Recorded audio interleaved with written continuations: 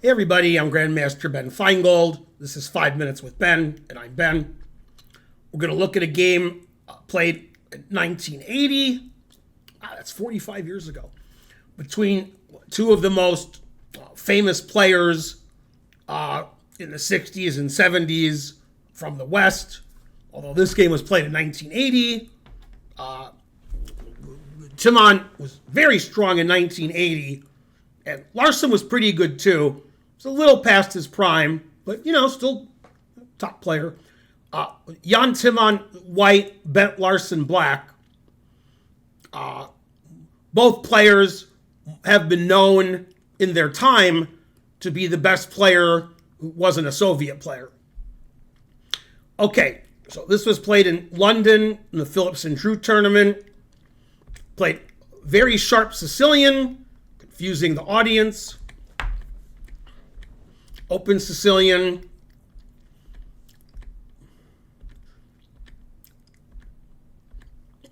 Okay, White's playing hyper aggressive. White's going to castle queenside, push all their kingside pawns.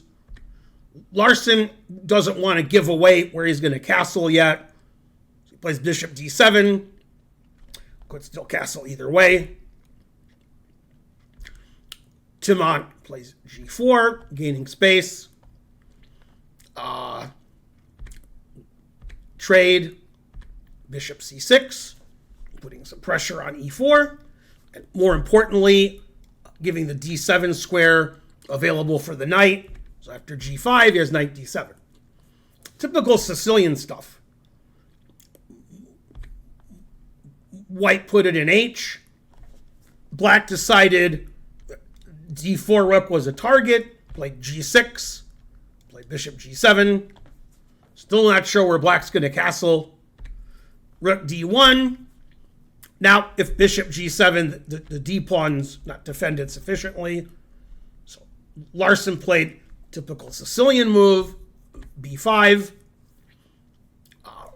Timman didn't like this pin action, so he played queen g3. Now, White can play f5, and then he can take back with the pawn if necessary, because it's not pinned. Bishop g7, sacking the d-pawn. Timman says thank you, and Larsen plays b4, obviously expecting Timman to play knight e2. Then Larsen could try to win his pawn back, or he could just play a pawn down and start attacking White's king. But Timman tricked Larsen, played the dazzling move f5, confusing the audience. And when you play f5, you have to calculate taking on c3, and I guess bishop e5. I'm not sure what to do against bishop e5. If I take the knight on d7, they take my queen. The bishop can take the rook on c7. The line I'm talking about is this one. Oh, also I could just take this. I didn't see that.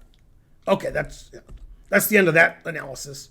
So if I was a betting man, I would guess Timman was going to play bishop f4, unless I'm wrong. Then if black wants to win material, then it's got to take. And I think rook takes and bishop takes are both good for white. White has the two bishops. Black's king is ridiculous. e6 is hanging. I don't even know which is better, rook takes or bishop takes. Only the engine knows. But I would take white here. Okay, Larsen blundered because his move is worse than bishop e5. He took the knight on c3. Now, Timman played a move that obviously Larsen saw. Rook takes e6 check, which unleashes the queen on the other queen. And Larsen had prepared king d8. Now, black's up a piece. Black's threatening to trade queens, and white's rook is hanging. So, sounds good. And in my opinion, when Larsen took on c3, He just missed Timman's next move. So pause the video if you want. Try to find the move that ended the game. White to play and win.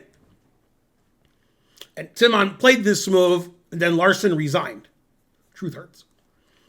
Okay, Timman played rook takes c6. I think Larsen missed. Okay, so, I mean, black can always throw in check, king b1, but that doesn't change anything. So we'll just forget about that. Black has two moves that make sense. Queen takes rook and queen takes queen. If queen takes queen, I take back. White's up material. Black's king is getting crushed. f6 is completely winning next move. This is over. So the only move that makes sense to me is queen takes rook. I assume Timman was going to play f6, attacking the bishop, and discover attacking the knight. And black's king is ridiculous. If black plays bishop f8, then this position looks terrible for black. White's up some pawns. Bishop's blocking the rook. The king is exposed. I don't think black's going to last long here in this position. I think Larsen missed rook takes c6. And that might be another reason why he resigned. Because if white doesn't play rook takes c6, Larsen probably thought he was doing well. I mean, black's up material. Black's threatening to trade queens. Like rook is hanging. But he just missed rook c6. And then once he saw this position, he probably thought, oh, frankly, terrible. So a nice quick win by Timman between two of the best from the West. That was played in 1980. A little bit past Larsen's prime, but definitely in Timman's wheelhouse. Timman, one of the best players in the world in 1980, and he was even better later. I'm Grandmaster Ben Feingold. This has been 5 Minutes with Ben. Please like and subscribe and leave a comment, and I'll see you guys next time. Bye.